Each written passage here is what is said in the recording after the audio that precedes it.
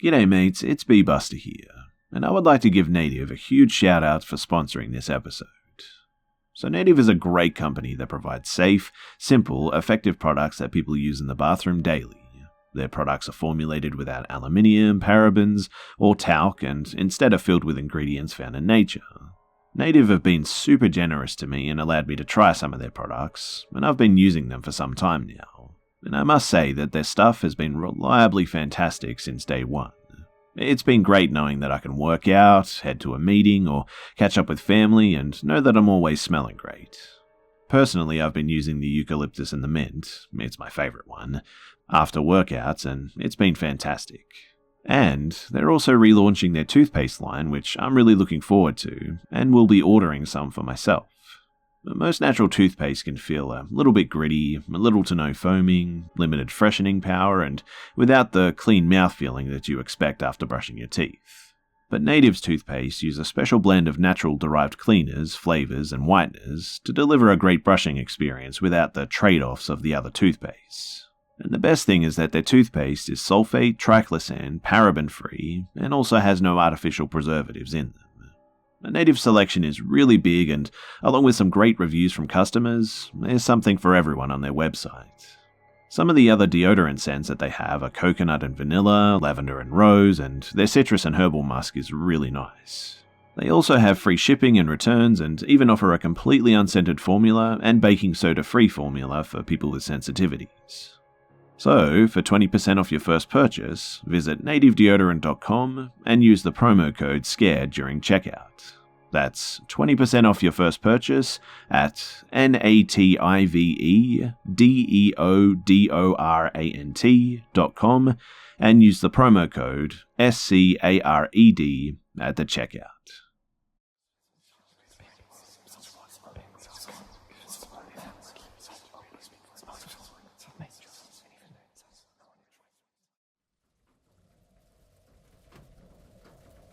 To start off, I was young, like maybe 9 years old, and I lived with a foster family at the time. My foster brother had some mental issues that stemmed from a poor childhood. An example being that when he started doing something, he had to finish what he was doing, or he would just have a complete mental breakdown. So our foster family went to this campground pretty frequently. It was next to a small lake and a medium-sized sort of wooded area with a hiking trail. To clarify a bit as well, while walking on the trail, you could clear as day see the lake and the huge clearing or camping area where people would park their campers. And I would say that it was a mile away at most. My brother and I frequented the trail a lot though, because we like catching bugs and frogs and the sort. And then there was this one day. It was bright and sunny in the middle of July. This is in the Midwest US, so muggy and hot. Me and him are walking the trail, and I hear what started out like a faint clicking sound.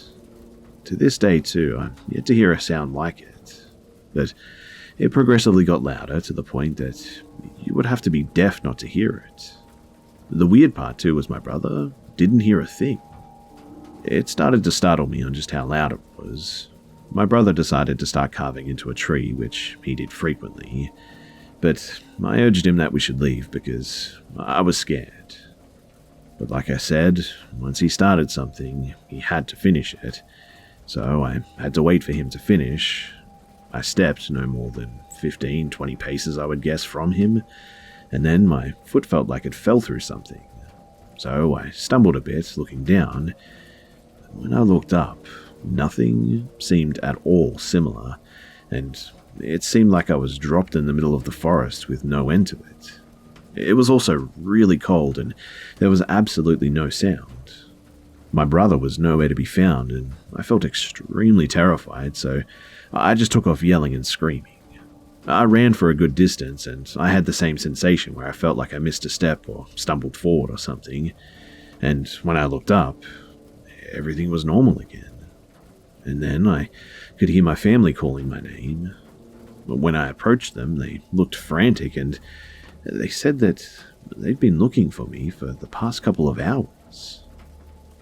Obviously, no one has ever believed me, so I always just shrugged it off. That is, till I came here.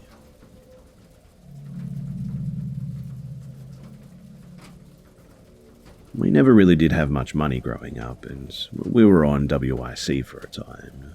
It was even more restrictive than it is now, and so I'd frequently have to run to the back of the store, Walmart for convenience, to swap out for the correct item and not hold up the line.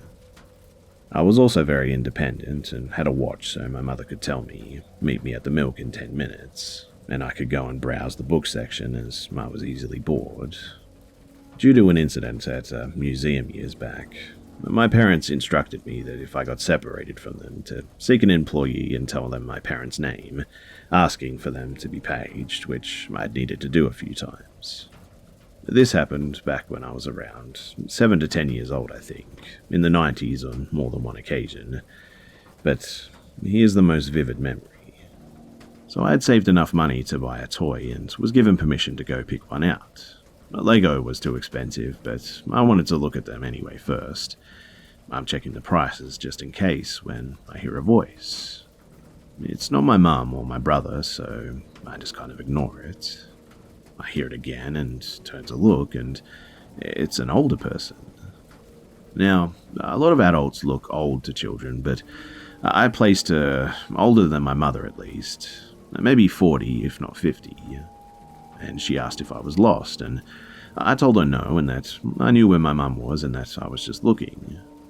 Okay then, she replies and grabs my arm, starting to drag me with her. Now, I didn't go to exactly the nicest school, and I'd been involved in several fights as early as kindergarten even. I was later diagnosed with both a mood disorder and PTSD, which helped explain my school problems as well as demonstrate how little help I received. But my parents always said to me after each call from the principal, I shouldn't default to violence as we were pacifists, which I tried to keep in my mind, but my temper still got the better of me sometimes. So I tell her to let me go. She doesn't listen. I start trying to tug free and begin yelling that I'm not going with her and that she needs to let go. She still doesn't let go though, so I start hitting her hand and arm, kicking and beginning to scream for help. A few people walk over and ask what's going on. I quickly explain and she finally lets go of me. She then claims that she was just helping me as I was lost, and I'm then scolded by the bystanders for being disrespectful because clearly the old woman was just lonely and meant no harm. I'm then allowed to leave and run to my mum. I'm more confused than upset at this point, and I tell her what happened.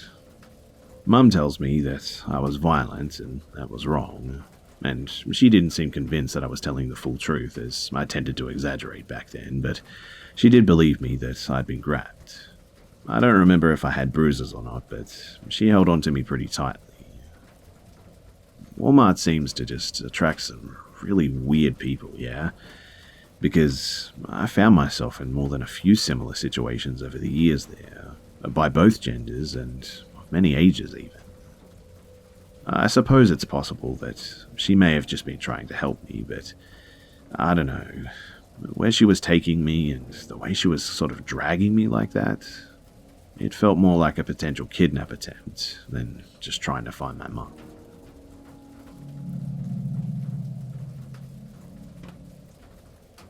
My best friend in middle school was kind of messed up. Enough so that my parents would never let me stay the night at his house. He stayed at mine on several occasions, however. During our 8th grade year, he was actually expelled for selling weed at school. And after that, my parents didn't really want me hanging around with him anymore. He came back to school a few months later after getting released from his alternative school for good behavior, and we became close again and started hanging out more in high school. We didn't have the same friends, but always remained close and would always fall right back into being cool with one another. I remember at graduation that I was standing and talking to another friend of mine when he came running up and hugged me, saying we did it.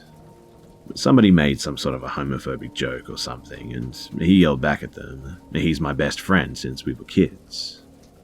A year or so later, he helped me pull my car out of a ditch when I skidded on some black ice.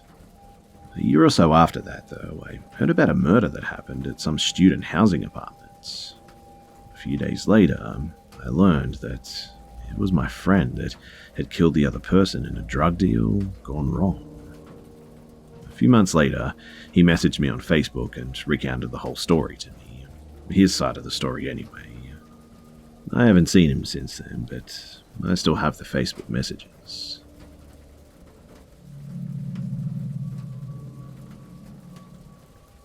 At the time of this story, my friend Ali, 20 and female, had just moved into a new place and I helped her move in.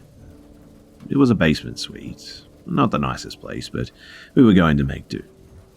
The basement had a cold room, and from what I understand, the people who owned the house butchered their livestock in there or something like that, because there was dried blood on the ground and we were told it was from animals.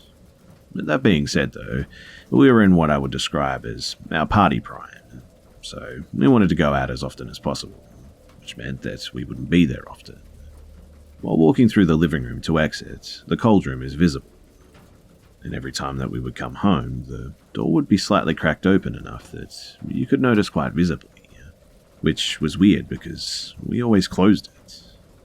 Now, the door being open when we got home would happen quite often, and we grew accustomed to it, and it just sort of bothered us less and less in the end. But then she would have these violent sleep paralysis moments, almost every night, where she couldn't move and saw something holding her down and breathing in her face. And then one night, we had a movie night and fell asleep watching Netflix. I had woken up to get a drink of water, and I noticed Ali sitting on her knees on the corner of the room, just sort of giggling to herself. Now, being slightly worried, I asked her what the heck she was doing. She sits up, looks at me, mouth wide open, head cocked to one side, and in a super high-pitched voice, asks if I see her, and also asks if I can talk to her. I honestly thought that she was just being really weird and maybe playing a joke, so in the end I just sort of went back to bed. The next morning I wake up and I asked her to be honest and tell me what she was trying to achieve last night, and she promised me that she didn't do anything and that she had a really good night's sleep. In all honesty, I don't really know what happened, but I can't get the high-pitched voice that she made out of my head, even to this day.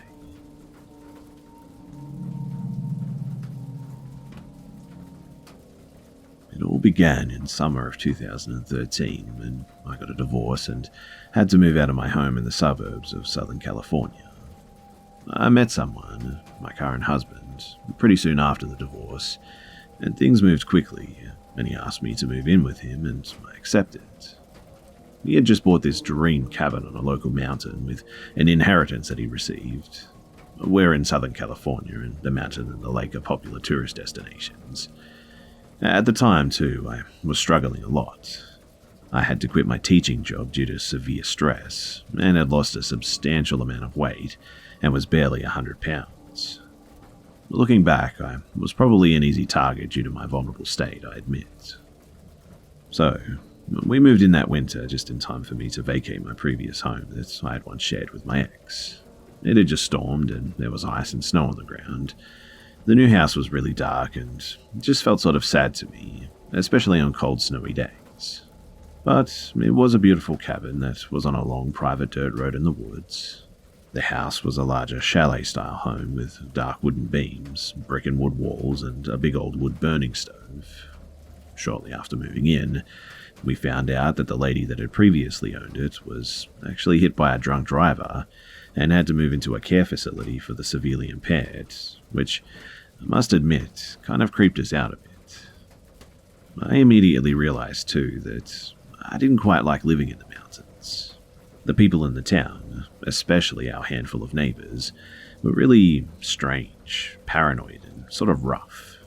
There was just a negative energy there, especially in certain parts of the mountain. I was so in love with my then boyfriend, though, that I wanted to make him happy, and I knew how much he loved it there, so I didn't say anything at first. After a while of living there, I started to feel sort of oppressed by something very dark. And I started doing things that are really out of character, like binge drinking and picking fights. I would almost go into what I would describe as a trance state, And from what my husband tells me, I'd run out into the forest and disappear for hours during fights, even late at night. Mind you, I have no recollection of this. I just had this overwhelming sense of dread every second of living there, though. That's what I remember most.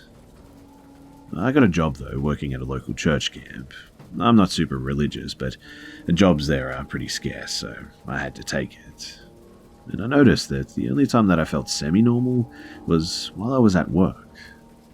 I felt like I was having some kind of an internal battle between good and evil. I know that sounds weird, but honestly, that's what it felt like. Well, I just continued to spiral down at home. I got diagnosed with a severe illness that no doctor could really explain, and was put on heavy narcotics, which only aggravated my spiral downward.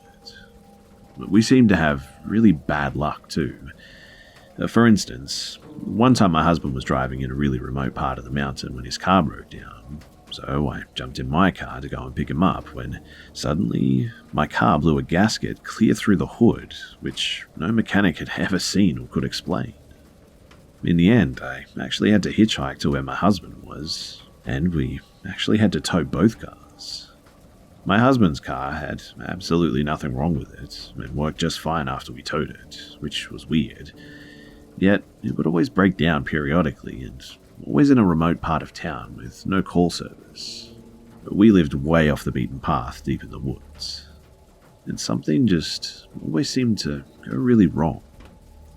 As things progressed, one day after drinking and taking pills, I remember stumbling through the woods and sobbing and having an overwhelming urge to just end it all. I kept thinking that was the only way out. This was a common thing that I started doing, and it's as if something was always telling me to go out into the woods alone. We were completely on the edge of town, and our home backed into hundreds of miles of thick forest. I also remember laying in bed and feeling paralyzed with fear, sorrow, and despair every night. I began to feel like my true self was just gone, and I couldn't get to her. I began to feel numb.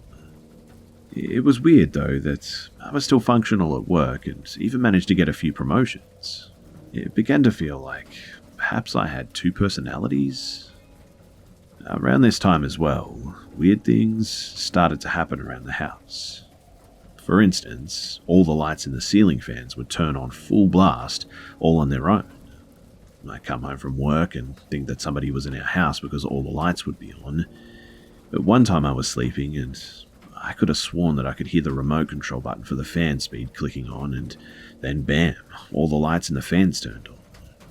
I would get out of bed and yell, "Stop it," and hide the remotes for the fans and the TV. We always felt this oppressive presence, if that's the right way to put it, and like something was always watching us sleep. There was also this small wooden door in our bedroom that led to the attic, and one night I had a nightmare of watching myself sleep from a different angle in the room, when a pure black demon with red eyes and a goat head with giant horns came out of that door and was watching me sleep while breathing what looked like smoke down and around my body. I suddenly woke up in a panic, and the weirdest thing was that the door was now open. Now, that door was extremely hard to open, and you had to really tug at it due to it not fitting quite right in the door frame and also rubbing against it. We always left it shut too because it was cold, creepy, and sort of drafty up there. Honestly terrifying. But after that, I dreaded going to sleep at all and would often stay up all night, drinking and just descending into madness. Things at work eventually even got weird too, and I could barely function. I felt like I was hanging on by nothing but a thread. I was an emotional wreck, and I was in heavy counseling, drinking heavily and popping pills. My relationship was on the rocks, and I'd become a regular at the bar and the liquor stores. I was completely out of control and was beginning to get evil, intrusive thoughts. Then one night, I was in a rage and picked a fight with my husband. I don't remember it, but the next day when I was begging him for forgiveness after he threatened to leave, he told me that I didn't even look like myself, and that my eyes and my face looked dark and evil the previous night while we were arguing. Then he told me that apparently I'd shoved and hit him, and and my heart just broke into a million pieces. I'm really not an angry or violent person at all normally. That one broke me. I couldn't stop acting that way though, no matter how hard I tried. I hated myself for it. One night though, I got a call from a friend from my hometown who also happens to have abilities, and she told me that the land there was bad, and that she won't go up there to visit me, and that I should consider moving home. She had a friend that also had moved up there after a divorce and experienced a very similar oppression, and fled the home in the middle of the night, taking only her animals. She had apparently seen something that she refuses to talk about to this day, and it clicked for me right then. Whatever was up there, it was evil and was affecting me deeply. I broke down and begged my husband to leave with me. He's the type to do anything for me, so we both started job hunting in the town that we wanted to move to, and he listed the house for sale. And the second that I got hired, I threw some clothes and my dog in my car, and I never looked back once. Luckily, our home sold pretty quickly because we priced it to sell ASAP, and the dread slowly lifted as I made my way down the mountain and back into the city, and I felt, for once, like I could breathe again. I remember thinking how dark it always felt up there with all the trees. It felt suffocating.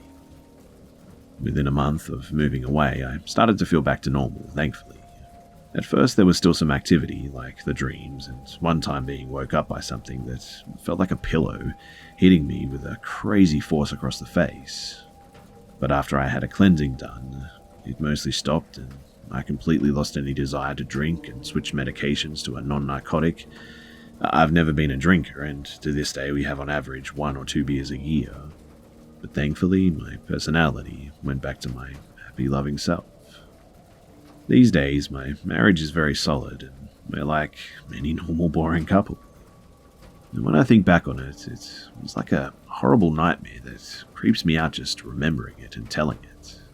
I try to avoid talking or thinking about it due to weird feelings that it gives me. I feel like a part of my soul is gone forever, that I can never take back what I put my poor husband through. I'll never view things the same, though. I know that there is evil out there, and whatever it was, it wanted me.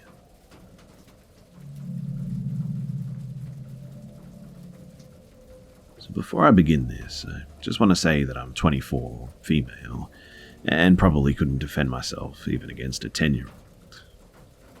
So I went to the grocery store to pick up some things the other night. When I got to the register, there was a man helping bag my groceries while the cashier was checking me out. I was buying some dog treats, and he asked what kind of dog that I had. I said that I had a golden doodle. I have one, but my boyfriend has a German shepherd. And he said, "Wow, me too." I didn't really get any sort of off vibe from him, but he would stare and not break eye contact, like at all. I chalked it up to him just missing social cues and trying to be friendly. After I paid, he started pushing the cart for me out the door.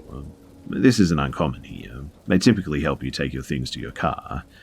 I have social anxiety, though, and feel very awkward or guilty having them do that for me, so I always say, "I'm good, but thank you so much." And every other time, they've always said, "Okay, have a good one." When I said that I'm good to this guy, he said, "No, I got it," very bluntly, and stared at me the whole time. I instantly got a bad vibe. I mean, it was about 8 at night, and barely anybody was there. And then he said, "Well, my shift is over, so I'm going to go walk to my car anyway." Weird, because he didn't clock out. But maybe he had before he did the last checkout.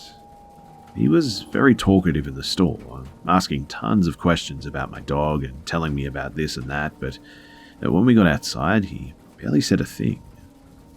I started asking questions about his dog because I felt anxious with the silence, but I really regret that. He took it as an interest, I think. He immediately said, "Well, if you give me your number, you can meet him," and just sort of stared yet again. I then said, "Oh, I'm sorry, but I don't give my number to strangers. I didn't want to say no because I have a boyfriend, because he seemed like he might get angry over that. I don't know, just a feeling in the moment. We had loaded all the groceries into my trunk at this stage, and I was thinking, thank goodness I can get out of here now. But no. The cart was between me and him, and he was positioned on the driver's side, so in order to get to my door I would have to go past him. I said, "Well, I gotta get home. My dog is waiting for his treats." And he just sort of stared at me. I realized that I was going to have to go past him if I wanted to leave, so I looked around to see if anybody else was in the parking lot in case something more happened, and there was no one.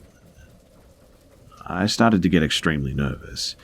He could push the cart into me or just grab me himself. I have had a traumatic experience before, and my problem is that I don't have a fight or flight, just a freeze. And then, just like that, he walked away pushing the cart to where they returned in the parking lot.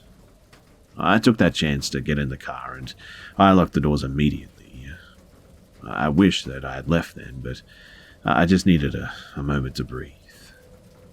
But that was when I saw in my side mirror him getting into his car.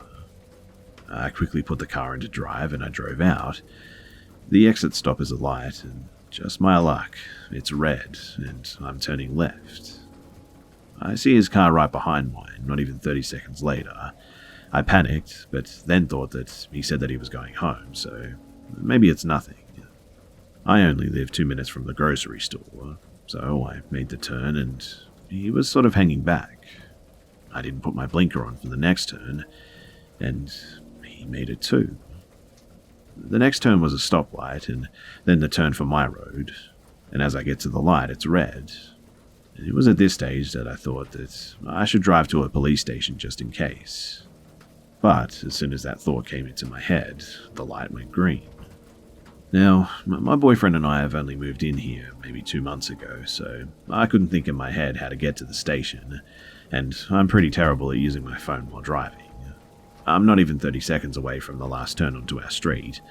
Our street is a dead end with only 4 houses on it. It's really long and we're at the end, which means that nobody goes down it unless they live there or are lost or something. And so I turn and he makes the turn too, which instantly has me panicking. I mean, I literally just directed him straight to my house. Thankfully, I have Bluetooth, so I called my boyfriend. I said to him, "Hey, a guy from the grocery store is following me. Turn all the lights on, okay? Open the gate and let Nike out." Nike is his German Shepherd, and he was trained to be a police dog, and then got extra bite training on top of that. He can actually hold someone for up to 6 hours if need be. So now knowing that he was outside, I wasn't so nervous anymore. I was nervous though that my boyfriend wouldn't have gotten the gate open in time and I would have to either sit in my car or get out fast and put the code in. But as I pulled up, I thankfully saw that the gate was opened. My boyfriend was on the front porch with Nike on leash. I'm not trying to have someone killed unless necessary, and he also has his gun in the air. I fly through and down the driveway. This guy follows me all the way down. I think to myself, does he not see the gun and the guard dog? Well, he did at that moment because my boyfriend let Nike go and he charged the guy's car, jumped at the driver's window, frothing at the mouth, showing all teeth and hair on his back standing up. And he looked terrifying, even to me, and he was protecting me. I gave Nike his command to come back, hoping this guy got the hint that if he gets out of the car that he's about to die. And thankfully, he did. He reversed that car real quick, straight out of that driveway, and nearly hit the gate. After he was gone, I collapsed on the front porch and hugged my boyfriend. And Nike got a big steak for dinner that night. I reported the man to the grocery store because I remembered his name on his name tag purposefully. And they later contacted me saying that he apparently had been served termination papers.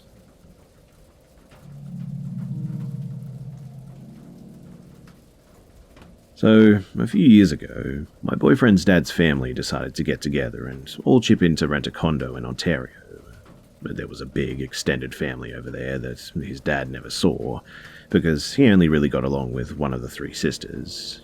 My boyfriend's mum had talked him into going, though, and they let me tag along because, well, I'd been around long enough that they liked me and they trusted me. I can't remember where everyone else had gone. I think it was to the beach for what was probably like the third time that day.